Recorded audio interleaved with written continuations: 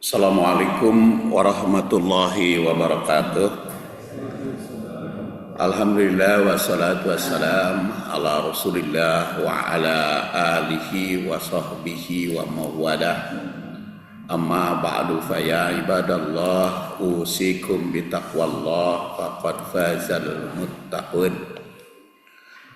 Jamaah rahimakumullah, pada pagi ini kita berkaitan materinya dengan memperingati mengeling kelahiran atau peristiwa di zaman Rasul. Karena kebetulan 12 Rabiul Awal, hari Jumat yang lalu, 12 Rabiul Awal itu kelahiran Rasul, wafat Rasul, dan juga kelahiran saya 12 Rabiul Awal.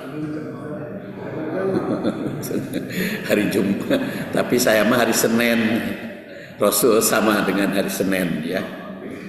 Tahun 1374. Dan judulnya adalah Wasatiyah dalam Meneladani Rasul.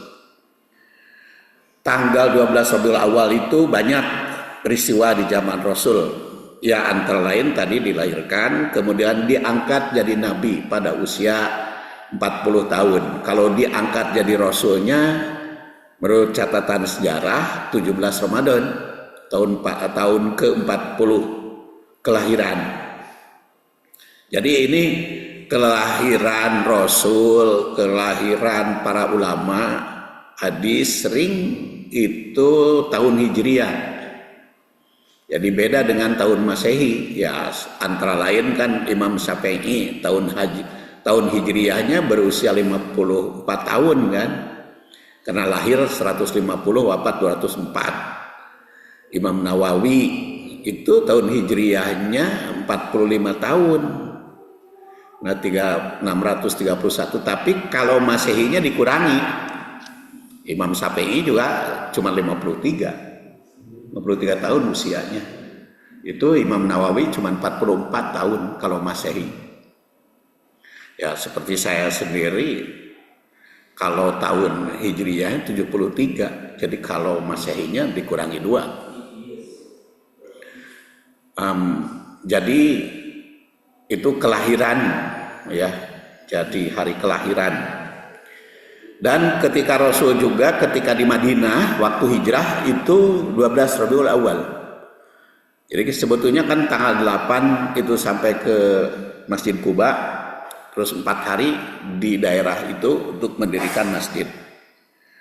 Dan Rasul wafat pada usia 63 tahun.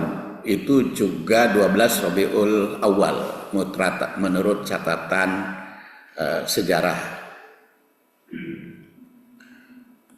Dan mendirikan Masjid Nabawi serta mendirikan Daulah Madaniyah Al-Munawwarah.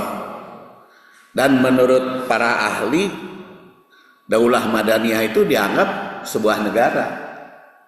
Pada zaman itu mah sudah berbentuk negara. Mun dinilai ku urang sorangan ayeuna ku zaman ayeuna meureun can mencakup negara, tapi zaman itu mah sudah termasuk negara. Makanya kan setelah wafat Rasul kan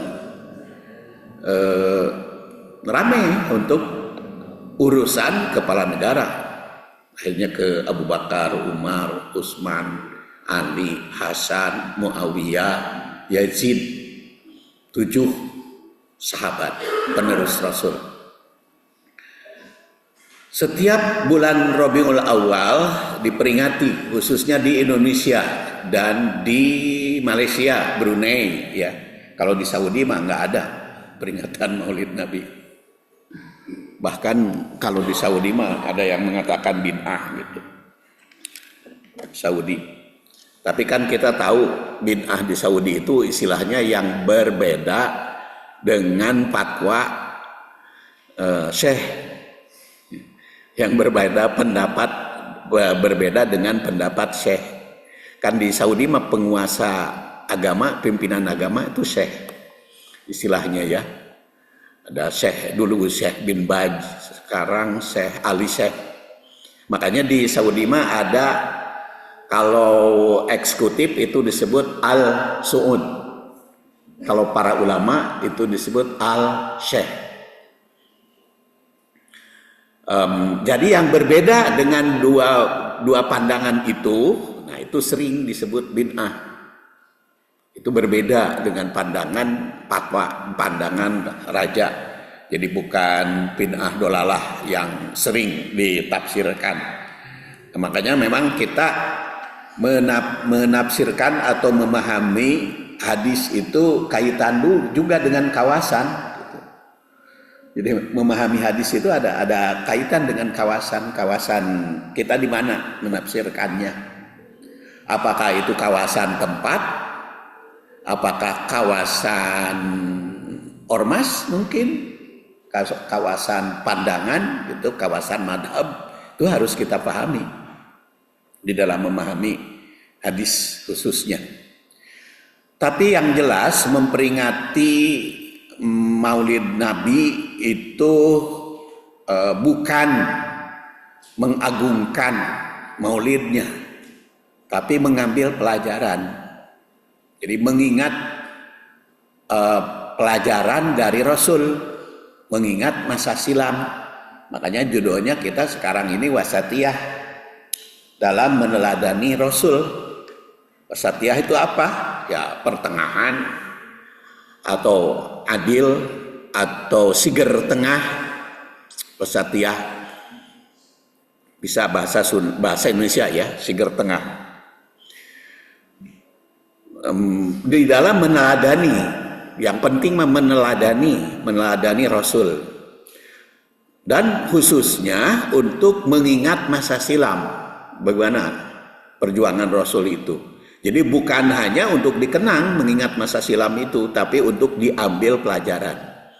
Dan ini menggariskan di dalam Al-Quran, ya ayyuhalladzina amanuttaqullah wal tandur nafsum ma qaddamat lighad wattaqullah innallaha khabirum bima ta'malun. Jadi kenapa kajian hadis yang kemarin belum dilanjutkan atau diskor dulu dengan materi ini? Karena berkaitan dengan peristiwa. Jadi bahasan hadis kawasan peristiwa. Ayat 18 dari surat Al-Hasyr itu mengajarkan bahwa hidup harus dijalani dengan kesadaran, perencanaan, dan integritas seorang muslim. Karena seorang muslim itu dituntut untuk melakukan muhasabah atau evaluasi diri. Apa yang dikerjakan atau dilaksanakan oleh Rasul itu kita melaksanakan juga enggak gitu. Apakah yang kita perbuat itu sesuai enggak dengan tuntunan Rasul? Itu pokok nama yang paling penting. Jadi evaluasi diri agar menyadari apa yang telah dikerjakan hari ini, dampaknya di masa depan bagaimana, baik masa depan akhirat maupun masa depan di dunia. Pengertian God, li God. Kalau At-Tabari yang wafat tahun 310 Hijriah menandaskan bahwa perkataan li God menurut mayoritas ulama tafsir adalah hari kiamat.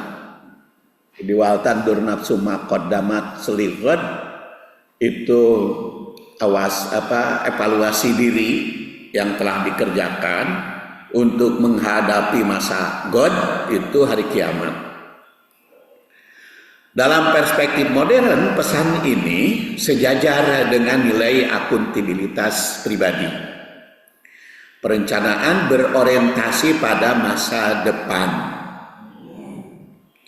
serta menjadikan takwa sebagai kompas, karena wattaqullah, serta etika mengambil keputusan di bidang baik itu bisnis, teknologi, dan sosial. Penegasan bahwa Allah Maha Mengetahui di ujung ayat itu menjadi pengingat bahwa integritas sejati muncul dari kesadaran Ketika tidak ada yang melihat, maka kita merasa dilihat oleh Allah Subhanahu wa taala. Dengan demikian, ayat ini menuntun manusia modern untuk hidup dengan visi jangka panjang. Jadi, tanggung jawab moral serta komitmen pada nilai spiritual yang melandasi setiap aspek kehidupan. Perintah dalam ayat ini mencakup segala aspek kehidupan, mengevaluasi, memperhitungkan yang telah diamalkan untuk menghadapi hari esok secara umum. Bukan hanya hari kiamat, tapi hari esok secara umum. Begitu kata Sayyid Qutb. Jadi kalau menurut At-Tabari hari kiamat, mayoritas tafsir, tapi kalau kata Sayyid Qutb, itu hari esok itu termasuk besok, ayeuna Ahad, termasuk Senin besok, mencakup secara umum kalau kata Sayyid Qutb. Kan kita ketahui ya, kalau At-Tabari mah mufassir salaf, mufassir bukan salafi organisasi, bukan salaf kelahirannya, karena itu abad keempat kan, lahir abad ke-3, wafat abad ke-4 tahun 310. Kalau Sayyid Qutb itu kan abad ke-14 Hijriah, jauh pisan itunya jaraknya, karena 1386 Hijriah dalam Fidlil Quran. Kemudian B, Rasul itu sebagai teladan sepanjang zaman. Jadi bukan hanya teladan pada masanya, tapi teladan sepanjang zaman. Karena Allah berfirman, laqad kana lakum fi Rasulillah uswatun hasanah liman kana yarjullah wal yaumal akhir wa dzakarallaha katsira. Surat Al-Ahzab ayat 21 itu menegaskan, dan ayat ini paling laku kalau bulan Rabiul Awal. Laqad kana lakum fi Rasulillah uswatun hasanah. Dibahas para khotib, para penceramah biasanya ayat ini. Ya, dalam ayat ini menegaskan uswah hasanah. Dan uswah hasanah itu dalam Al-Quran ada dua ya, ada Nabi Ibrahim dan Rasul sallallahu alaihi wasallam. Bagi siapa? Bagi yang yarjullah wal yaumal akhir wa dzakarallaha katsira. Jadi ada 3 di sini yang ngambil uswatun hasanah itu, bagi yang yarjullah, bagi yang yaumal akhir, yaitu yaumal akhir wa dzakarallaha katsira. Jadi bapak-bapak nanti membahas ayat ini banyak ya penafsirannya. Bisa dari laqad kana lakum fi Rasulillah, membahas itu Rasul bagaimana pribadinya. Kemudian uswatun hasanah, apa itu uswatun hasanah, bagaimana penerapannya dalam kehidupan kita. Ya, 5 yang kana yarjullah, tentang yarjullahnya, apa itu maknanya, tentang yaumal akhir, hari akhir, dan dzakarallaha katsira, dzakar zikir juga kan cukup banyak. Jadi makanya khotib para penceramah mah 1 ayat juga itu bisa panjang ya bahasannya. Al-Qurtubi berpendapat bahwa meneladani Rasul itu utamanya bagi yang mengharap pahala, karena di situ yarjullah dan rahmat, yarjullah wal yaumal akhir utamanya itu. Maka teladan adalah dalam segala kehidupan bagi orang yang yarjullah, bagi orang yang yarju roh yaumal akhir lebih bagus, dan bagi yang zikir, baik zikir qalbi maupun fi'li. Itu kata Al-Qurtubi yang wafat 671. Jadi secara tekstual menunjukkan bahwa teladan Nabi itu mencakup baik dimensi iman, orientasi, eskatologi, praktis, spiritual, itu secara makna tekstual. Dan secara kontraktual ayat ini turun pada situasi perang Ahzab, sehingga keteladan Rasul tidak terbatas pada ibadah ritual, melainkan juga keteguhan kepemimpinan, strategi, dan manajemen kritis. Manajemen krisis. Jadi karena Al-Ahzab itu perang sekutu kan, turun ayat ini, laqad kana lakum fi rasulillahi uswatun hasanah. Berarti itu menggambarkan segala aspek kehidupan. Contoh dalam urusan perang, ketika perang Badar yang direbut Rasul kan sumur. Ketika perang Uhud yang direbut oleh Rasul gunung kecil, dikuasai dulu 50 oleh 50 sahabat, walaupun selanjutnya melanggar sahabat itu ya, hanya 12 orang yang tetap disiplin mengikuti Rasul, makanya oleh Allah dibiarkan tidak dibela gitu. Kalau perang Badar kan dibela oleh malaikat gitu dalam sejarahnya. Kemudian kalau perang Ahzab, Rasul itu justru menguasai dulu parit. Nah itu apa strateginya? Kenapa waktu perang Badar yang direbut itu sumur? Karena justru pada saat itu yang paling strategis adalah sumur. Nah seperti sekarang umat Islam di Palestina diperangi ya, bukan perang sebutnya, diperangi oleh Israel, oleh Zionis. Doa umat Islam ceritana sok Israel, justru Israel itu yang jahatnya, bukan Israel. Nah, yo diganti ku Israel, atuh teu nyambung doa nage. Datu ayah negara Israel itu Israel. Jadi yang jahat itu perang Zionis Israel. Sekarang sebetulnya yang strategi itu apa? Kan perang bukan cara baheula zaman Rasul duel gitu kan, ini ayeuna mah teu ti kajauhan gitu kan. Jadi kalau zaman perang Badar direbut oleh Rasul air, sekarang sebetulnya kan Israel itu pakai BBM kan, pakai minyak. Kunaon eta atuh Azerbaijan jeung Turki untuk kerjasama. Umpamanya contoh cek Azerbaijan Turki kita hentikan aja yuk pengiriman minyak ke Israel itu. Berhenti minyaknya, tadi dikirim kan, minyaknya kan banyak dari Azerbaijan katanya, melalui Turki deh. Lamun dua negara ngereunkeun minyak kan kelabakan itu Israel, minyak nanti mana? Meureun paeh ya teh. Itu salah satu contoh. Tapi kan persoalannya kumaha nasib negaranya lamun eureun ekspor minyak gitu Azerbaijan kuat mah bulan-bulan teu ekspor minyak kan kaitan juga ekonomi. Termasuk juga kan negara-negara kawasan itu kan. Urusannya bagaimana kalau sebetulnya berhentikan kita mah demo mah nyarios gampang kan? Gampil, hentikan boikot ya. Boikot produk Israel. Kan sering disebut gitu, boikot, tapi kan prakteknya mah dianggap keneh gitu. Jadi itu kawasan, itu strategi ya dari zaman Rasul. Peperangan itu kok sampai contoh gitu, pakai jadi teladan ya. Hanya perang duel mak itu caranya, kalau sekarang perang teknologi. Jadi itu Ahzab secara sejarah,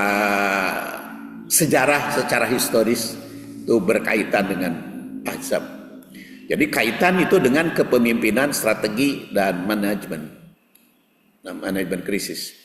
Dalam era modern tentu saja penafsiran ayat ini berkembang menjadi dorongan untuk menjadikan Nabi Sallallahu Alaihi Wasallam sebagai figur yang progresif figurnya. Jadi kalau Quran dan hadisnya sudah selesai kan, tidak ada tambahan lagi.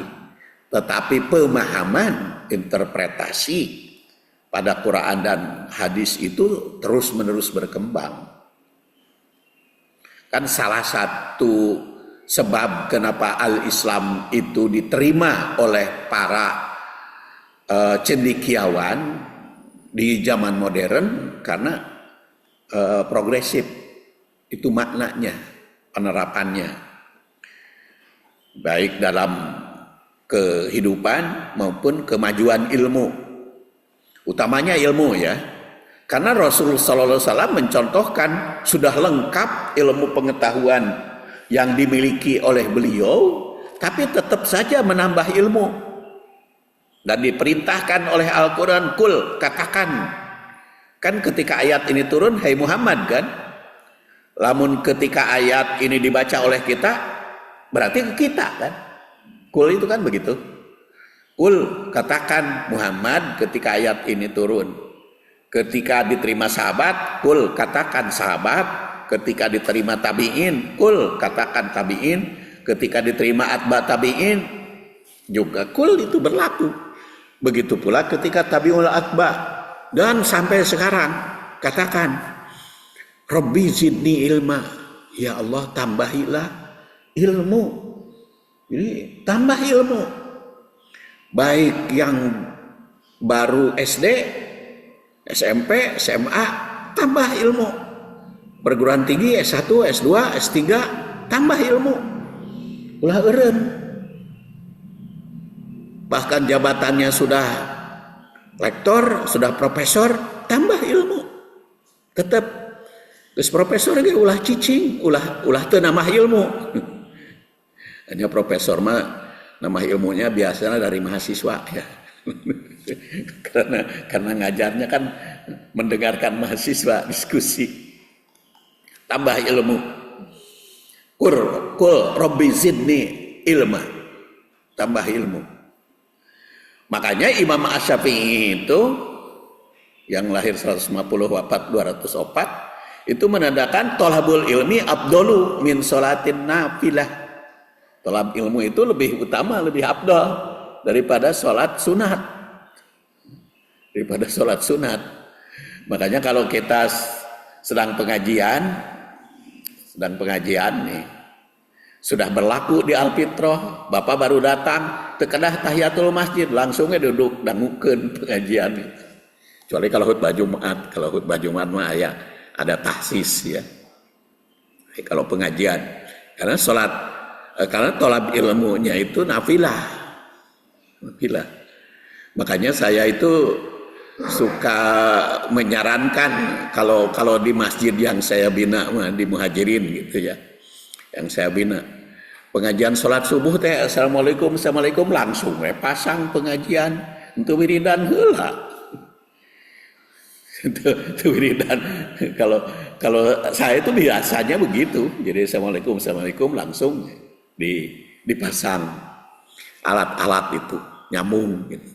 Karena ada wiridan mah bisa sambil araroyan gitu, sambil nyetel peralatan kan bisa wiridan.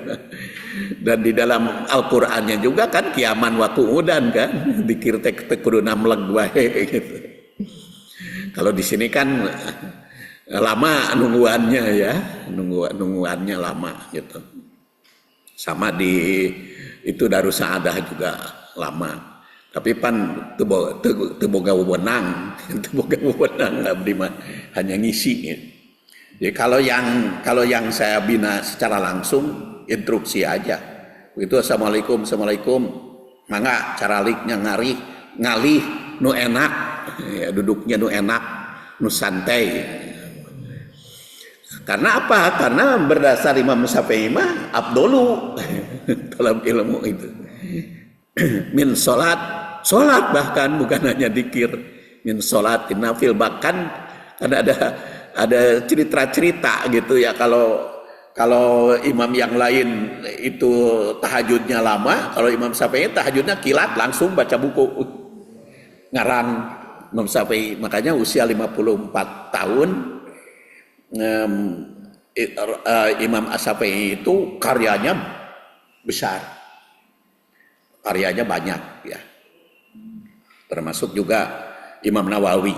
Imam Nawawi cuma 45 tahun, atau Masehinya 44, tapi karyanya banyak karena itu banyak mengembangkan tolab ilmu. Dan uswah hasanah ini bisa dipahami oleh Rasul. Seperti sering saya katakan, waktu haji saja Rasul itu haji wada, ceramahnya atau diskusi atau dialog 25 kali. Tapi ibadahnya saeutik gitu. Membimbing umat di dalam ibadahnya saeutik gitu. Tapi banyak ceramah, banyak dialog, banyak diskusi, banyak tolab ilmu pada umat selama ibadah haji itu.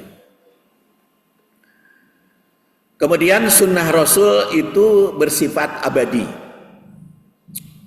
Rasulnya memang wafat ya tahun ke-11 yang 12 Rabiul Awal. Karena kan Muharram bulan pertamanya, jadi menginjak tahun ke-11. Pas nama 10 tahun, karena beda bilangan tahun, jadi tahun ke-11 Hijriah. Itu 12 Rabiul Awal. Menurut Imam Maliki itu hari Senin, 12 Rabiul Awal. Dan Rasulullah SAW walaupun wafat, dia masih hadir.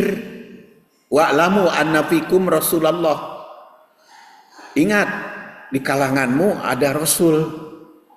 Di sini kan fikum, kum itu ketika ayat ini turun, ya Rasul dan sahabat kan. Tapi ketika ayat ini dibaca sekarang, kum itu kita. Jadi wa'lamu, ingat, fikum, di kalanganmu, artinya di kalangan kita sekarang ini ada Rasul. Walaupun adanya itu bermacam pendapat. Kalau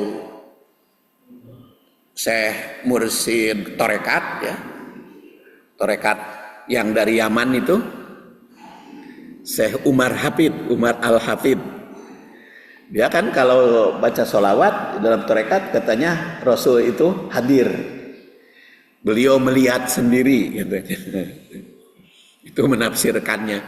Hadir itu hadir dalam fisik kata beliau itu. Tapi kalau yang kita pahami tentu saja kita jadi kabawa, bapak-bapak juga kabawa. Kita itu bukan fisik yang hadir, tetapi sunnahnya. Jadi ketika kita membaca ayat Quran, ketika kita membaca hadis, terasa Rasul itu membimbing kita, dan itu harus merasakan. Nah, harus merasakan kan, ihsan itu kan anta budallah ka'annaka taroh, seakan-akan melihat Allah. Wa illam takun taroh fa innahu yaroh. Nah, kalau kamu tidak melihatnya, ingat bahwa Allah hadir di kalangan kita. Allah mengikuti, jadi bukan hadir fisik. Jadi Rasul ada di kalanganmu. Ada itu apa? Sunnahnya. Sunnah Rasul. Jadi setiap mukmin mesti sadar bahwa Rasul itu tetap ada. Karena yang wafat itu jasadnya, individunya, syariahnya tetap jalan. Berarti kan ada. Kalau tadi saya nyebut Syafi'i, itu sudah wafat berabad-abad yang lalu. Tetapi karena dia bicara tolabul ilmi faridotun, tolabul ilmi afdolu min sholatin nafilah, maka seakan-akan ada dia yang bicara. Itu manfaatnya tulisan.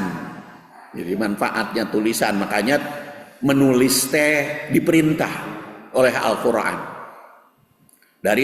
Dari wahyu pertama suruh menulis. Allama bil qalam, suruh nulis. Kemudian wal qalam wa ma yasturun. Wahyu kedua, suruh nulis. Jadi banyak nulis diperintahkan karena kalau tulisan tuh hadir. Ya alhamdulillah seperti saya merasakan karena saya sudah nulis ketika ngajar di Unisba, saya ngajar tafsir, nulis saya tafsir. Kemudian ngajar fikih, saya tulis fikih itu untuk mahasiswa Unisba. Ngajar hadis, saya tulis hadis. Sekarang sudah pensiun, yang ngajar para dokter.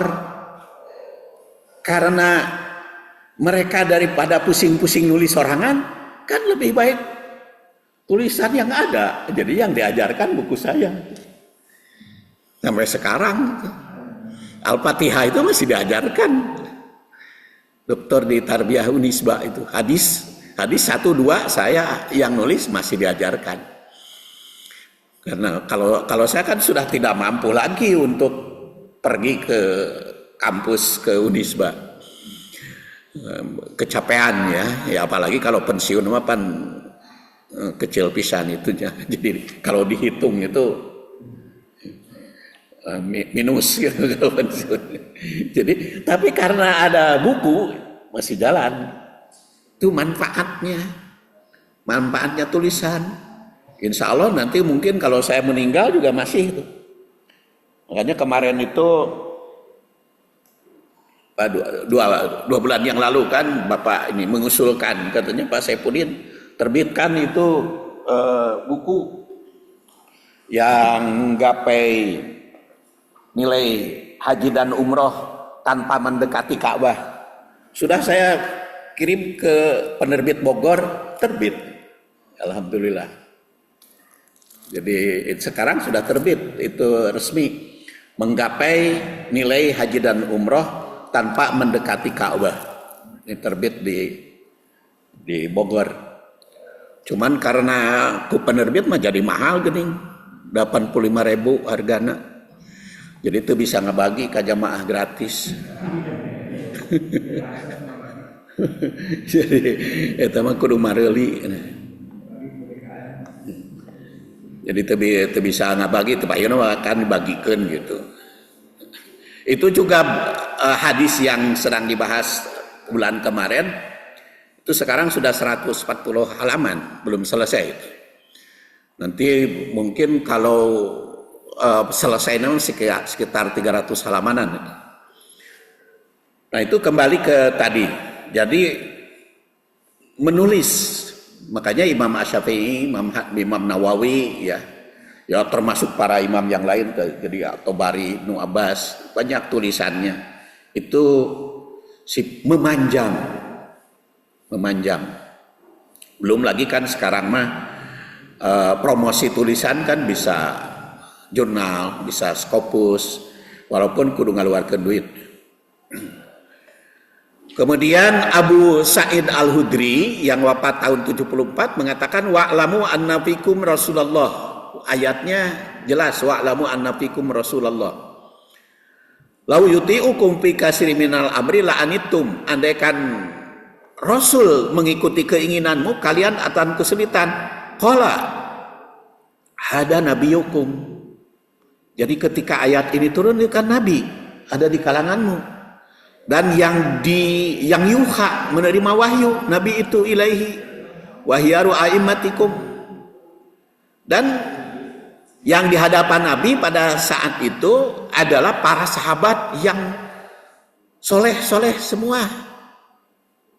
Para sahabat itu soleh-soleh semua. Tapi Allah berfirman, lamun Rasul mengikuti keinginanmu para sahabat yang soleh-soleh itu, pasti kalian sulit. Lamun Rasul mengikuti keinginan sahabat.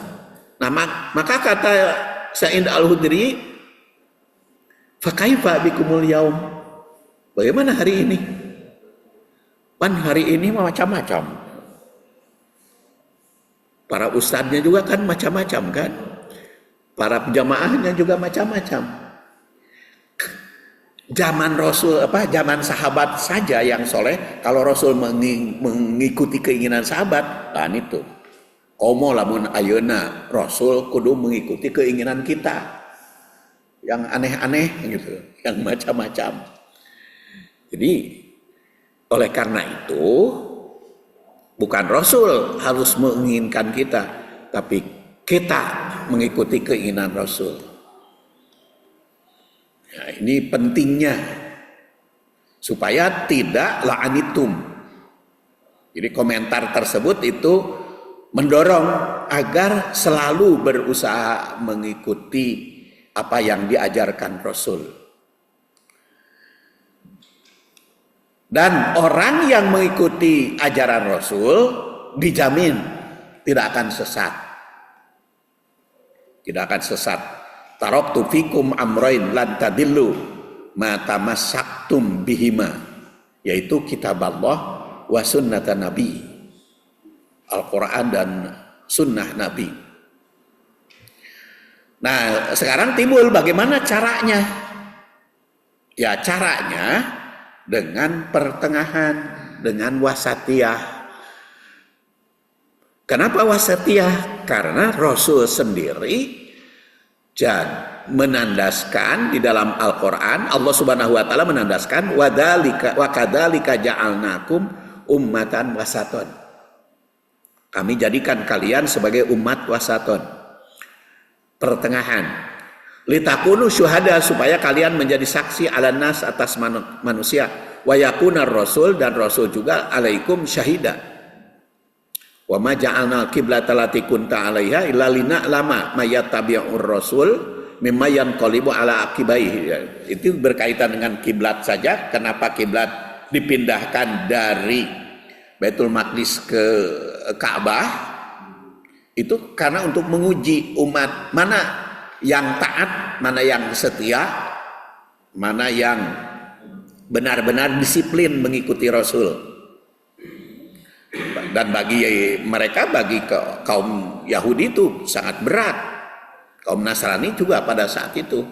Tapi yang asalnya campur kan, ketika di Madinah itu kan ada Yahudi, ada Nasrani, ya, ada musyrik, ada Muslimnya, sehingga tidak nampak itu mana perbedaan. Karena beribadahnya bisa sama menghadap ke situ. Tetapi dengan perintah perpindahan kiblat, nah, kelihatan mana Muslim, mana yang masih Yahudi, mana yang masih Nasrani, itu ujian bagi mereka. Makanya itu kaitannya wasaton. Dan mengikuti Rasul juga wasatiyah. Kenapa wasatiyah? Karena muncul perbedaan di dalam memahami contoh Rasul itu. Muncul perbedaan. Nih ayatnya. Interpretasinya. Jadi hadisnya sama, tapi interpretasinya. Kalau kita gambarkan hadis itu ya, sumbernya kan Rasul itu, hadis itu, kemudian diterima oleh sahabat. Salah satu contoh sahabat yang banyak meriwayatkan hadis, pamannya Ibnu Umar, ya, putra Umar bin Khattab, Abdullah bin Umar bin Khattab. Itu kan punya murid secara langsung, yaitu Imam Nafi, muridnya dan putranya. Nah, itu dikader. Tetapi kenyataannya antara dua sahabat itu menafsirkannya beda kan. Tabi'in itu, umpamanya contohnya dalam ini mengangkat tangan. Yang satu sahabat itu mengatakan sampai bahu kan. Yang satu lagi sampai telinga. Jadi sumbernya makan dari Rasul. Dari Rasul kepada Ibnu Umar, sahabat. Tetapi muridnya dua, beda gitu penafsirannya. Itu salah satu contoh. Kemudian juga pada praktek Rasul itu sendiri. Salah satu hadis yang diriwayatkan oleh Abu Hurairah, qala rajulun ya Rasulullah inna fulanah yudgaru fi min kasrati salatiha wa siyamiha wa sadaqatiha. Ini juga sudah saya bukukan hadis ini.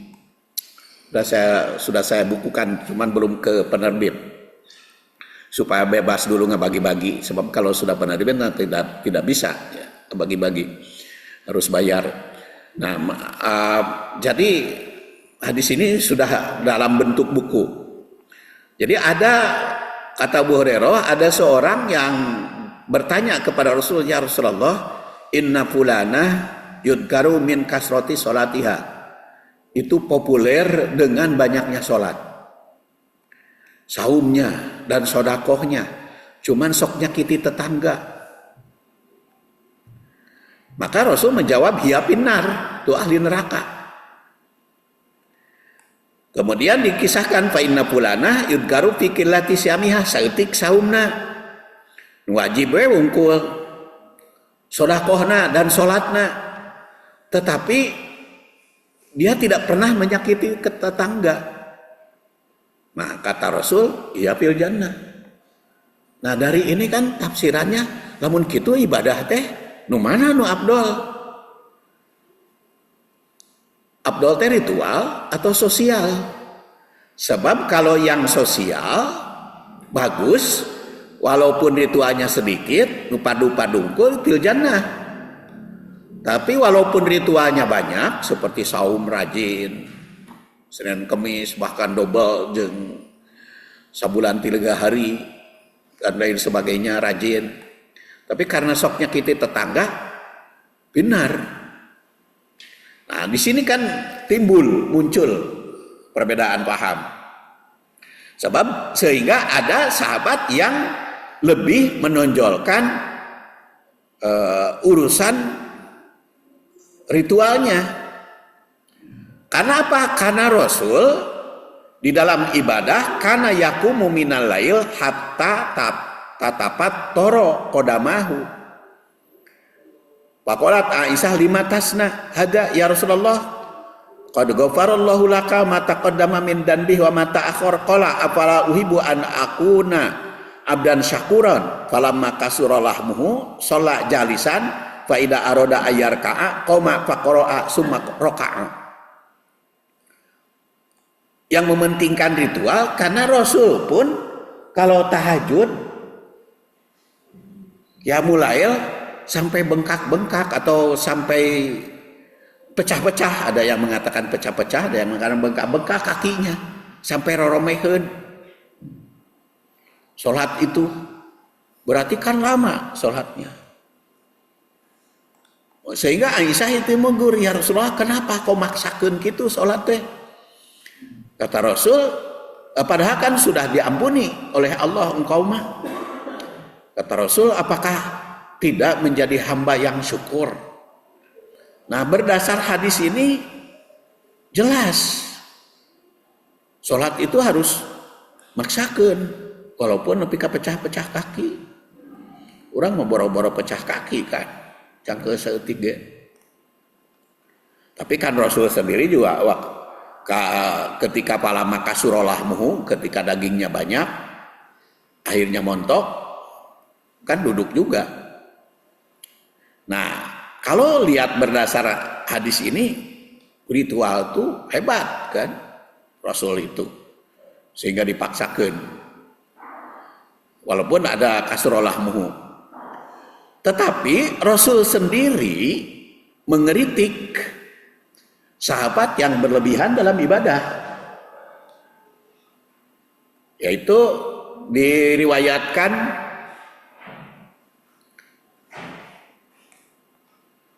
qala li Rasulullah sallallahu alaihi wasallam ya Abdullah alam ukhbar annaka tasumun nahar wa taqum al-lail. Ini yang sedang dibahas di Al-Fitrah hadis ini. Justru Rasul menegur kepada Abdullah bin Amr bin As yang sholat terlalu lama karena menggabaikan istri, karena tidak memenuhi hak dan kewajiban keluarga. Justru oleh Rasul tegur, karena Abdullah bin Amr itu sebagaimana bahas bulan yang lalu, asbabul wurud hadis ini, karena Abdullah bin Amr bin As itu rajin ibadah, sehingga ayahnya Amr bin As itu merasa khawatir kalau keluarganya terabaikan. Karena kalau tahajud semalam suntuk, kalau saum tiap hari, kalau baca Quran 3 hari tamat gitu. Dalam riwayat yang lain, maka dilaporkan oleh Amr bin As kepada Rasul, kuna anak teh kieu ibadahna teh ya Rasulullah, eta karunya istrina nu dikawinkeun ku abdi nu geulis kitu diantep.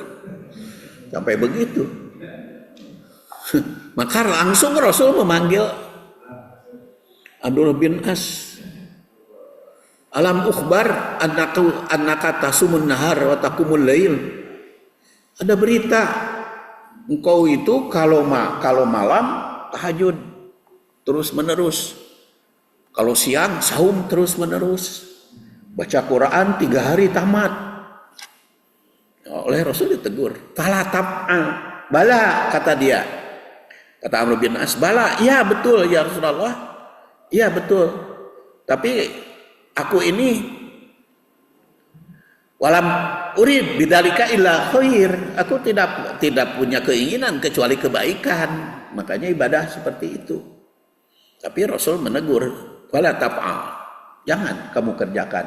Dia kan ditegur itu, nu ibadah. Tapi mau dibahas ayeuna, sedang dibahas. Nanti kajiannya akan lebih panjang ya, langsung. Kemudian Rasul juga beliau menandaskan paling takwa kan. Karena ada 3 sahabat itu datang kepada istri Rasul menanyakan bagaimana tentang ibadah Rasul setelah diberitakan, maka ada falamma uhbiru ka'annahum taqalluha. Menurut Fathul Bari, taqalluha teh merasa kecil dibanding dengan Rasul. Aina nahnu min Rasulillah, bagaimana katanya kedudukan kita dibanding Rasul. Rasul yang sudah diampuni begitu hebat ibadahnya, sedangkan kita can puguh diampuni kurang baik. Maka ada ahaduhum amma ana fa ini usallil laila abadan. Yang satu sahabat mengatakan, aku akan sholat aja terus menerus. Pakola akor ana asumud dahro. Yang satu lagi, aku saum akan terus menerus. Wala uptir, tidak buka. Yang satu lagi, ana tajilun nisa, akan aku jauhi istri wanita, tidak akan menikah. Fala atajawaz. Falamma jaa Rasul sallallahu alaihi wasallam faqala antum alladina qultum kada wa kada, kamu mengatakan itu ini seperti begitu? Ya Rasul, yang satu akan sholat terus menerus, yang satu akan saum tiap hari, yang satu akan jauh dari wanita karena takut tergoda. Justru Rasul mengatakan, amma wallahu inni la ahsakum lillah. Sing ingat, aku ini yang paling takut kepada Allah. Wa atqakum, dan paling takwa. Lakini tapi asum wa uptir, tapi memang aku saum, tapi juga suka berbuka. Saya tidak saum tiap hari, kata Rasul. Wa usolli wa arkud, aku memang suka tahajud, tapi suka tidur. Wa atajawwajun nisa, dan aku juga menikahi wanita. Faman rogiba an sunnati falaisa minni, barang siapa yang tidak menyenangi contohku bukan golonganku. Jadi kan di sini jelas Rasul itu mencontohkan paling takut kepada Allah, tapi saum tidak tiap hari, sholat tidak semalam suntuk, kemudian menikahi wanita. Bahkan di dalam hadis lain, nanti kalau tafsirannya lebih banyak secara khusus ya hadis-hadis ini. Jadi memberikan dorongan kepada kita, hadis ini jangan sampai gulu secara ekstrim sehingga melupakan tanggung jawab yang lain. Jadi kalau tahajud tapi tidur, jadi berapa persentasi antara tidur dengan tahajud? Lamun kitu teh loba keneh tidur atau loba keneh tahajud? Kalau membaca saran kepada Abdullah bin Amr mah loba keneh tidur. Karena kalau tibatan tahajud. Jadi kalau kan di dalam Al-Qur'an juga kan surah Al-Mujammil kan ada nisfahu atau lebih atau kurang kan. Dan kata Rasul, aku lebih senang seperti tahajudnya Nabi Daud. Dia bangun, kemudian setelah itu tidur lagi. Jadi itu namanya pertengahan. Dan kata Rasul kepada Abdullah bin Amr, wa inna li ainika haqqan, matamu juga punya hak. Ya, berarti kan mata juga harus diurus. Jangan sampai gara-gara tahajud lama teuing nepi ka carinul gitu. Jadi harus diukur juga. Tapi itu tafsirannya nanti secara khusus ya, sedang dibahas hadis ini. Karena sudah jam 6 lewat, jadi kita ke kesimpulan. Di kajian ini menegaskan bahwa peringatan Rabiul Awal tidak sekedar momentum historis mengenang kelahiran, hijrah, berdirinya daulah Madaniyah dan wafatnya Rasul, tetapi merupakan sarana refleksi spiritual untuk mengambil pelajaran. Dan surat Al-Hasr itu sudah jelas pentingnya muhasabah untuk menghadapi masa depan. Dan ditegaskan oleh surat Al-Ahzab ayat 21. Keteladanan beliau tidak hanya pada dimensi ibadah ritual, tetapi juga pada kepemimpinan. Nah, manajemen krisis, keadilan, serta dorongan mencari ilmu. Dalam tafsir postmodern ini, teladan Rasul mencakup nilai-nilai universal seperti kesetaraan, apakah itu gender atau pluralitas, keadilan sosial dan keberlanjutan. Sampai-sampai Rasul mau tahajud kan minta izin dulu kepada Aisyah. Kemudian walaupun Rasul telah wafat, sunnahnya bersifat abadi sampai sekarang. Itu surat Al-Hujurat. Yaitu sunnahnya. Jadi menjadi jaminan bahwa umat tidak akan tersesat jika berpegang kepada Al-Quran dan Sunnah. Oleh karena itu, memahami, mempelajari, dan mengamalkan keduanya adalah keharusan. Kemudian Quran surat Al-Baqarah 143 berkaitan dengan umatan wasaton, dan pertengahan. Ini merupakan prinsip fundamental Islam. Di pertengahan, tidak berlebihan, mengikuti Rasul sehingga meninggalkan tanggung jawab, dan tidak berkekurangan, tidak ifrat, tidak tafrit. Di pertengahan. Kemudian sebagian umat cenderung ekstrim dalam ibadah ritual. Seperti contohkan tadi, ada perempuan, ada Abdullah bin Amr bin As, ada 3 sahabat. Nah, hadis ini berkaitan dengan teguran. Itu mengikuti apa yang dicontohkan. Sebagian umat cenderung ekstrim dalam ibadah ritual, sementara yang lain lebih menekankan aspek sosial. Maka pertengahan itu ritual dan sosial berjalan dua-duanya. Ritual dan sosial. Rasul sendiri menampilkan contoh keseimbangan. Beliau rajin qiyamul lail, namun juga menyesuaikan ibadah dengan kondisi fisik. Sehingga ketika beliau agak montok, maka sambil duduk supaya tidak bengkak gitu kan. Ini menjadi dasar penting konsep moderasi atau wasatiyah dalam ibadah. Begitu pula ketika Rasul menegur Abdullah bin Amr bin As yang berlebihan, ditegur oleh Rasul. Rasul mengingatkan bahwa tubuh, mata, pasangan, termasuk tamu, di dalam hadis Ibnu Amr itu harus dipenuhi. Sehingga saum juga, itu sejarahnya Salman Al-Farisi. Salman Al-Farisi bertamu kepada Abu Darda. Lalu Abu Darda istrinya menyuguhi makanan dan istrinya henteu dangdan. Jadi rada dangdan, ditegur itu oleh Salman. Kenapa? Bu, mencek urang maka istri Abu Darda kok henteu berhias? Kata istri Abu Darda, da suami saya mah teu senengeun istri berhias teh, dia mah udah cintanya akhirat. Sekarang juga saum, kata istri Abu Darda. Maka Salman selama ngarenyuh gitu.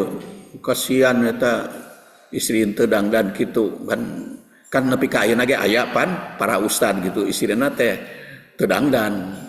Sehingga istri saya suka ngomongkeun ka saya gitu istri, Pak cenah eta ustad eta mah cenah istrina teh nya teu dangdan cenah.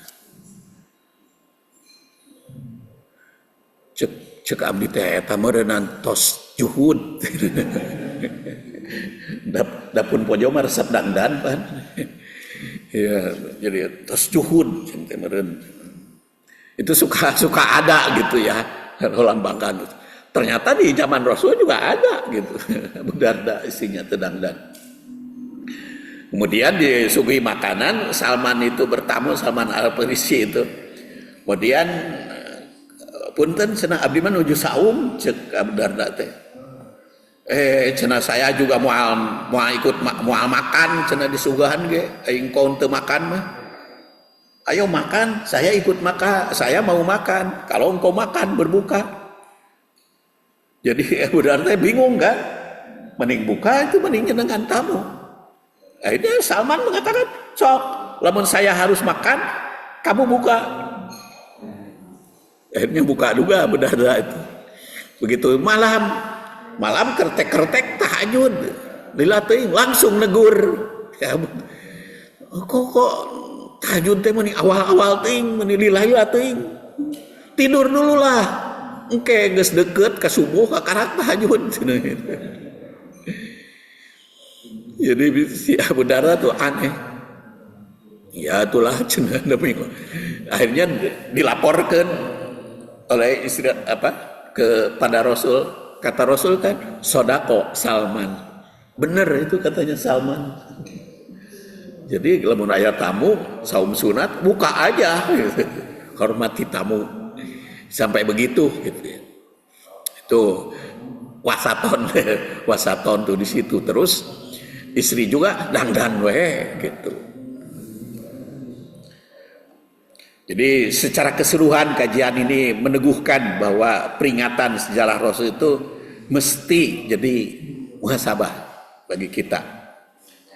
Ya rekomendasi mah di masing-masing.